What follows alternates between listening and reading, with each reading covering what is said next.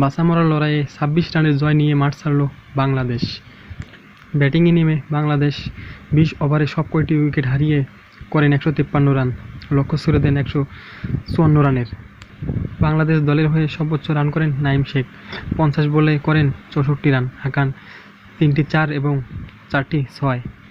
সাকিব আল হাসান করেন ২৯ বলে ৪২ রান এবং বোলিং হাতে ৪ ওভার করে দেন ২৮ রান, নেন মূল্যবান ৩টি উইকেট। যেই ম্যাচে মুস্তাফিজের সাফল্য সেই ম্যাচেই বাংলাদেশের জয়, ঠিক তেমনই ঘটল আজকের ম্যাচে।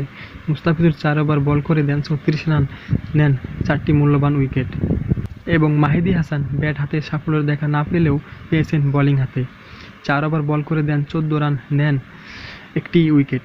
মোহাম্মদ সাইফুদ্দিন বল হাতে নেন একটি উইকেট, দেন ১৬টি রান এবং তাসকিন রহমান বল হাতে কোনো সাফল্য দেখা পাননি, তবে ৪ ওভার বল করে দেন ৩১ রান।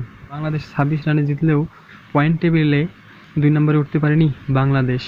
পয়েন্ট টেবিলে ২ নম্বরে রয়েছেন ওমান ৬১৩ পয়েন্ট নিয়ে এবং বাংলাদেশ রয়েছেন ৫০০ পয়েন্ট নিয়ে ৩ নম্বরে।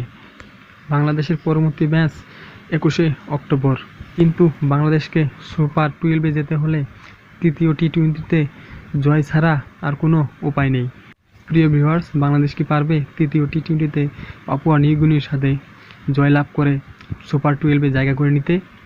এখনই কমেন্টে জানান এবং আমার চ্যানেলটি লাইক, কমেন্ট, সাবস্ক্রাইব করে যেতে ভুলবেন না।